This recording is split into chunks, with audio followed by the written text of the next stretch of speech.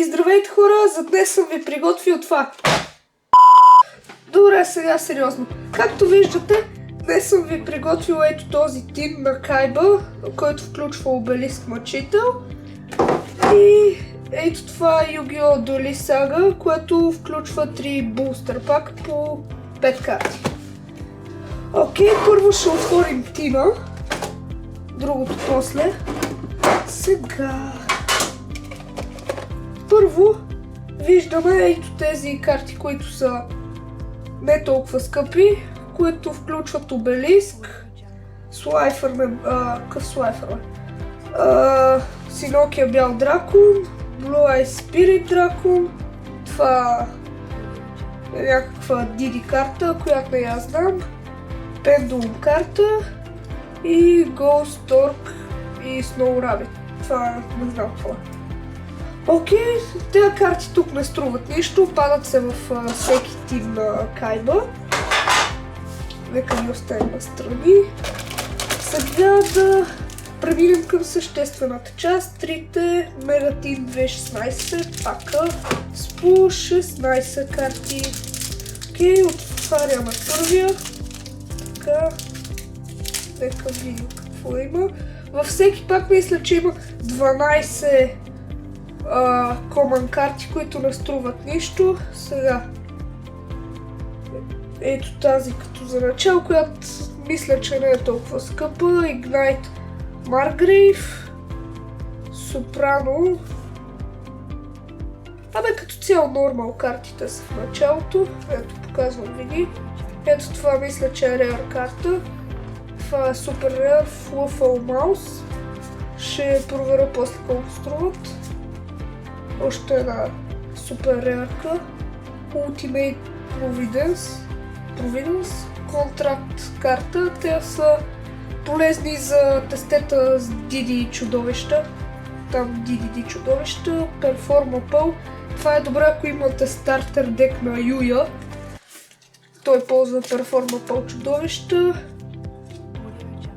Super Heavy Samurai. Някаква машина. И това от първия мегапак. Нека го оставим настрани. Нека отворим втория.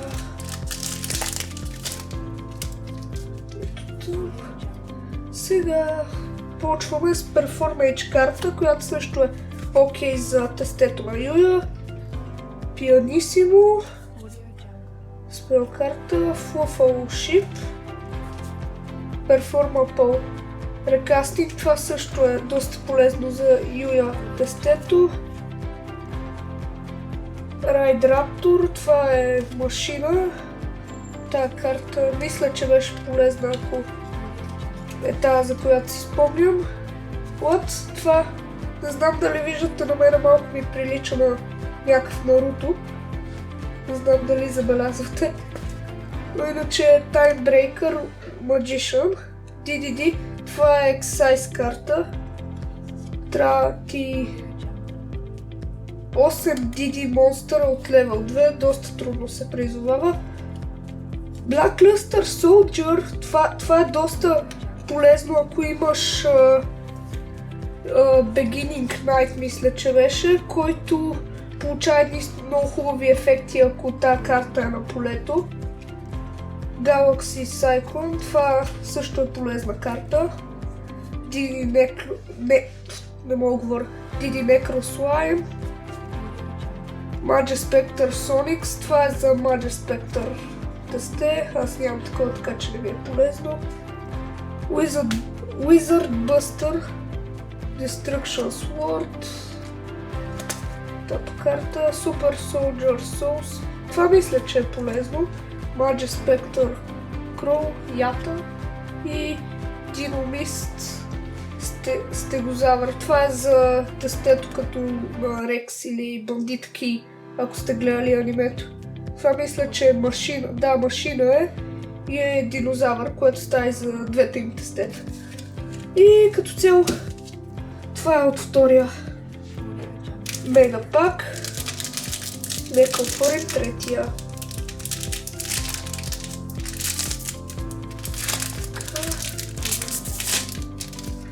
Окей, сега започваме с Pendulum Racing, което е полезно като цяло за моето тесте, защото ползвам много Pendulum карти.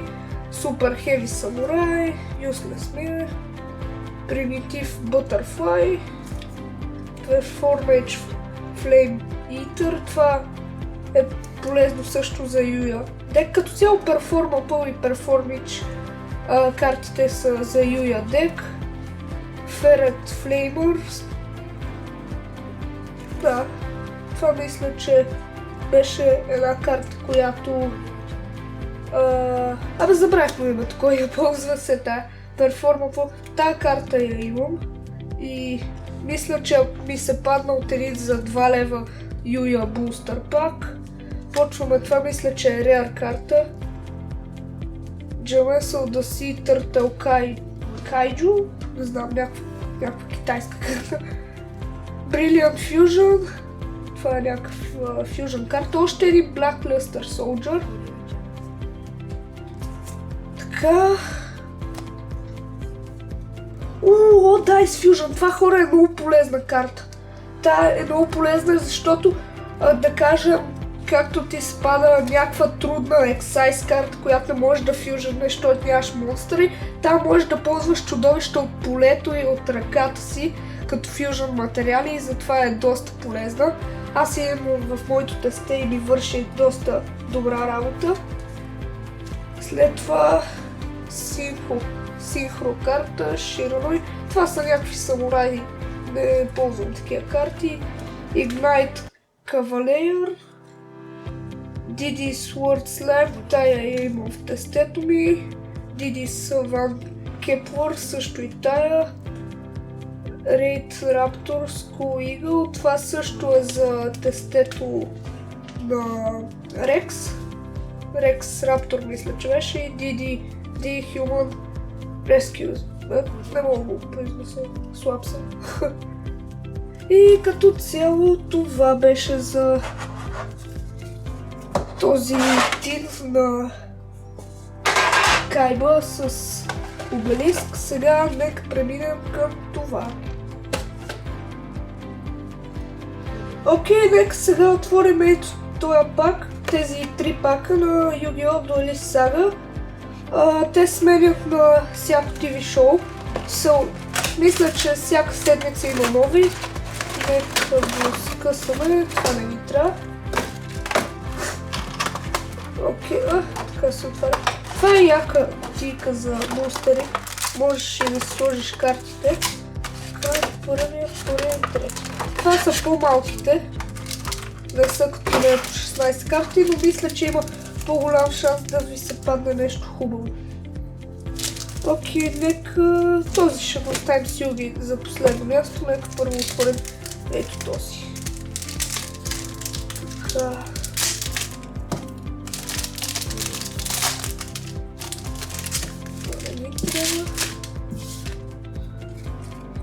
Така, почваме с Depth Shark, Cosmic Flare, Number 17, Malevolent Sin, не знам какво е това, някаква Excise карта, Blackwind Gelda Whirlwind, някаква птица и Judgment Dragon, някакъв дракон.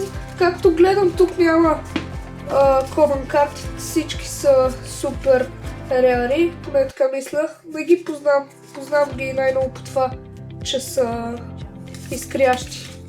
Окей, това беше от първия пак. Нека отворим втория.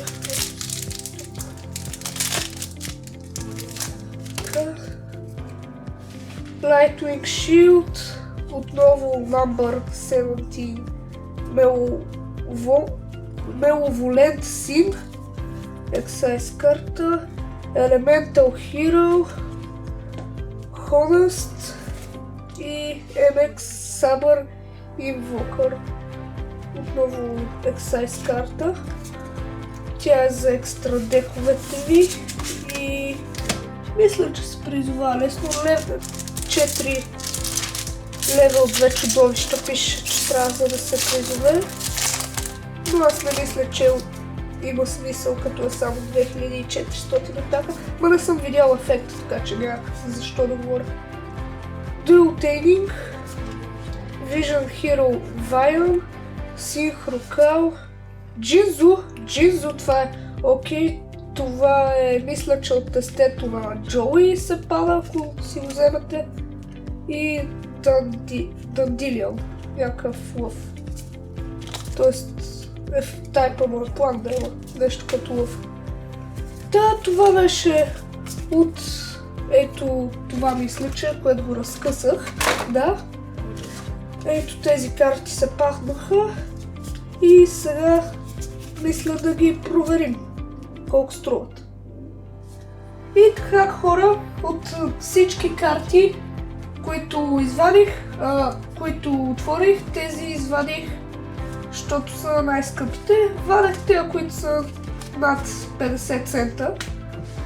Така да започнем с първата Brilliant Fusion, ето я, която е от $4 до $5.60.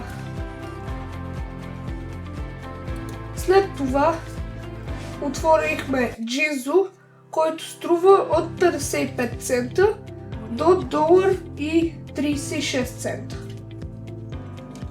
След това ето този Blackluster Soldier, Super Soldier, който струва 58 цента. Ние го отворихме два пъти, така че е общо колко?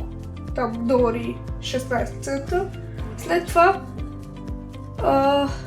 само да видя Камисиал да си Turtle Kaiju, който е, забележете, от $3.75 до $4.15.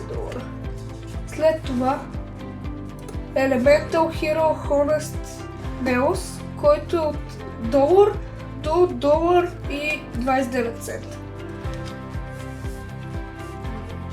До $2.29, съжалявам.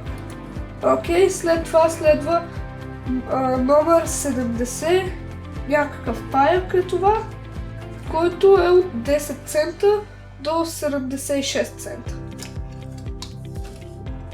След това Judgment Dragon, който е от $1 до $1.72. И сега погледнете.